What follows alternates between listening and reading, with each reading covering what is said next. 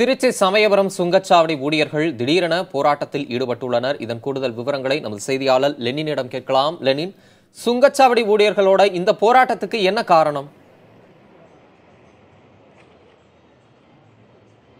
தம்பி தமிழரசன், அதாவது திருச்சியிலிருந்து சென்னைக்கு செல்லக்கூடிய தேசிய நெடுஞ்சாலையில் சமயபுரம் அடுத்த பாடாலூர் சுங்கச்சாவடியில் இன்று காலை 8 மணி முதல் இந்த சுங்கச்சாவடியில் கட்டணம் வசூலிக்கக்கூடிய அங்கே தொழிலாளர்களும் அதேபோல் இங்கே பாதுகாப்பு பணியில் ஈடுபட்டிருக்கக்கூடிய தொழிலாளர்களும் வேலைநிறுத்த போராட்டத்தில் ஈடுபட்டிருக்காங்க.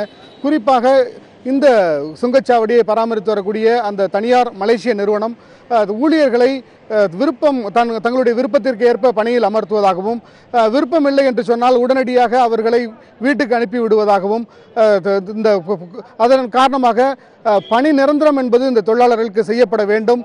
ஊதியம் தொழிலாளர்களுக்கு அந்த சட்டத்தின் அடிப்படையில் அடிப்படை ஊதியம் என்பது வழங்கப்பட வேண்டும் என்பன உள்ளிட்ட பல்வேறு கோரிக்கைகளை வலியுறுத்தி இந்த போராட்டத்தை இன்று காலை முழுவதும் நடத்திக்கிட்டு இருக்காங்க.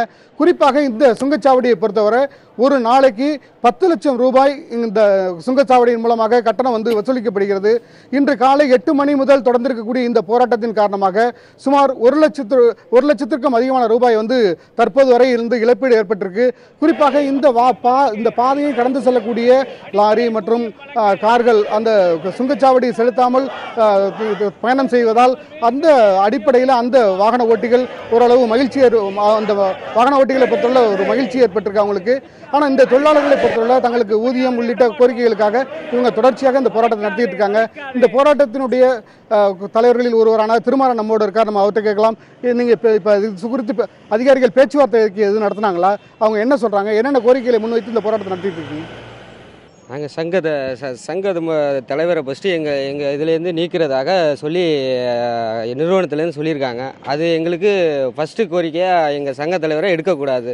இது எடுக்கிறதுக்கு அவங்களுக்கு உரிய இது நாங்கள் சொல்லிட்டோம். இருந்தாலும் அவங்க ஃபஸ்ட்டு அவங்க எதுவுமே கேட்காம ஃபஸ்ட்டு சங்க தலைவரை தூக்குறதாக ஃபஸ்ட்டு முடிவாக எடுத்திருக்காங்க. அடுத்தபடியாக நாங்கள் தொழிலாளர்களுக்கு சம்பள உயர்வு எல்லாம் கேட்டுட்ருக்கோம்.